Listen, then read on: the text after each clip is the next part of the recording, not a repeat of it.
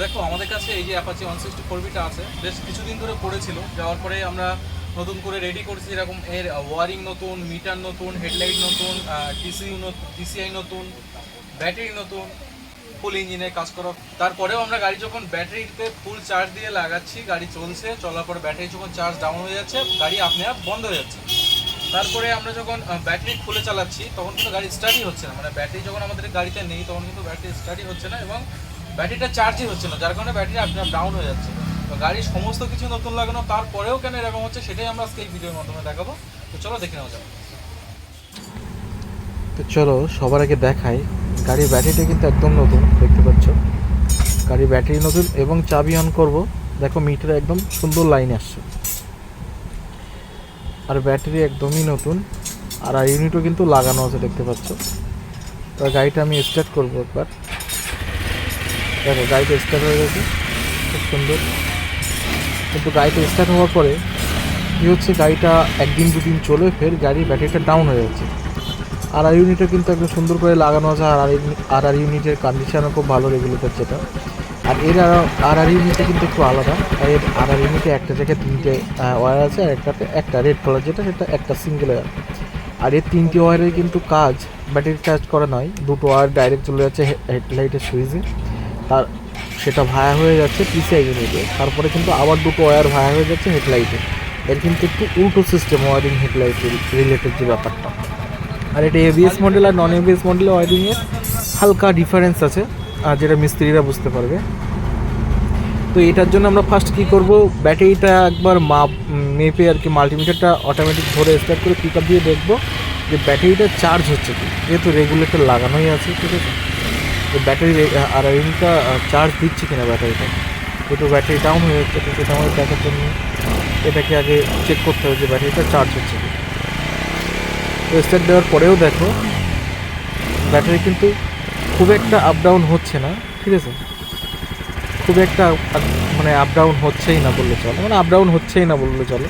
কারণ ব্যাটারিটাকে চার্জ করতে গেলে কিন্তু আমরা 13.5 আশপাশে কিন্তু ভোল্টেজ দিতে হবে আর ইউনিটকে, ঠিক আছে, তবেই কিন্তু ব্যাটারি চলো। এই দেখো আমি যেই ব্যাটারির ক্লিপটা হাঁটিয়ে নিলাম, সেই কিন্তু গাড়িটা বন্ধ হয়ে গেল এবং মিটারের সমস্ত লাইট চলে গেল। আর ইউনিটের জ্যাক কিন্তু লাগানো আছে, ঠিক আছে, তারপরেও কিন্তু আর ইউনিট মানে ব্যাটারির জ্যাকটা খুলে নেওয়ার সঙ্গে সঙ্গে কিন্তু গাড়ি বন্ধ হয়ে গেছে। এই দেখো এবার আমরা করব কি, নতুন আর ইউনিটের জ্যাকটা লাগাবো, ঠিক আছে, জ্যাকটা লাগিয়ে দেখবো যে আলাদা চেঞ্জেস কী আসছে।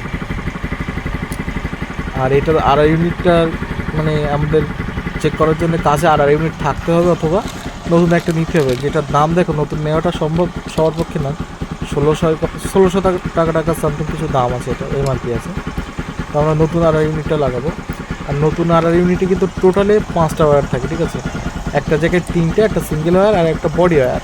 আর এর কিন্তু বডি ওয়্যার যেটা আছে সেটা কিন্তু অনেক একটা মূল্যবান কাজ থাকে এর মধ্যে। আমরা যদি বাকি দুটো জ্যাক লাগিয়ে বডি ওয়্যারটা না লাগাই, তারপরে কিন্তু আর ইউনিট কাজ করবে না। বডি ওয়্যার যতক্ষণ না লাগাবো, মানে নেগেটিভ লাইন যতক্ষণ আমরা না লাগাবো, ততক্ষণ কিন্তু সুন্দরভাবে কাজ মানে টোটালি কাজ করবে না। তো এখানে আমরা লাগিয়ে দিয়েছি নতুন আর ইউনিটটা। এবারে একবার মিটারের থেকে লাইভ যে ভোল্টেজ কত আছে সেটা একবার দেখাবো, স্টার্ট করে দেখা যায়। তো দেখো এটা কিন্তু আমি একজনকে দিয়ে বডি ধরিয়েছি, তারপরে কিন্তু কোনোরকম ভালো পরিবর্তন আসছে না, কোনোরকম পরিবর্তন আসছে না বললেই চলে। তো জ্যাকটা একটু লুজ হতে পারে, বুঝতে পারে। এদিকে কিন্তু সব ধরা আছে, মাল্টিমিটার লাইভ রিডিং দেখবে। এ দেখো যেই জ্যাকটাকে ঘষা হচ্ছে সেই কিন্তু 13 পার করে যাচ্ছে, 13 পার করে যাওয়া মানে কিন্তু ব্যাটারিটাকে চার্জ করবে। তো যেহেতু লুজ হচ্ছে, এটাকে আমরা একদম পারফেক্ট মানে যেমনটা ফিটিংস থাকে সেরকম ফিটিংস করে আমরা একবার তোমাদেরকে দেখাবো। চলো ওটা ফিটিংস করা যায়। আর ফিটিংস করার আগে দেখো আমি এই জ্যাকটা যেই খুলে নিলাম, ঠিক আছে, তারপরেও কিন্তু গাড়িটা বন্ধ হয়ে গেল। তো এটার জন্য ভালোভাবে আমাদের চেক করতে গেলে সবার আগে নতুন আর ইউনিটটা কিন্তু সুন্দর করে লাগাতে হবে, মানে বডি লাইনটা আগে লাগাতে হবে, সুন্দর করে লাগায় না লাগে বডি লাইনটা কিন্তু ভালো করে লাগাতে হবে। তো আমরা যেহেতু এটাতে নতুন লাগাবো, আমাদের কাছে অলরেডি ক্লিয়ার হয়ে গেছে যে এর আর ইউনিটটা খারাপ হয়ে গেছে, তো সেই জন্য ওটা আমরা ফিট করে দেবো, দেওয়ার পরে আরেকবার দেখাবো।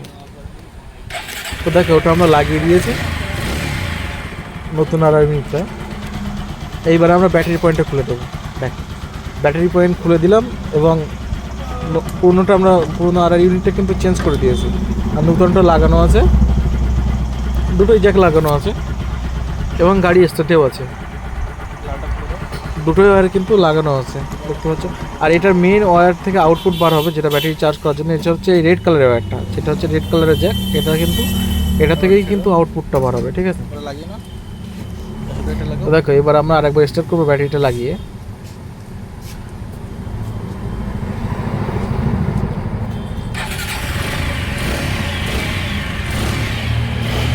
তো চলো আমরা স্টার্ট করে দেখো।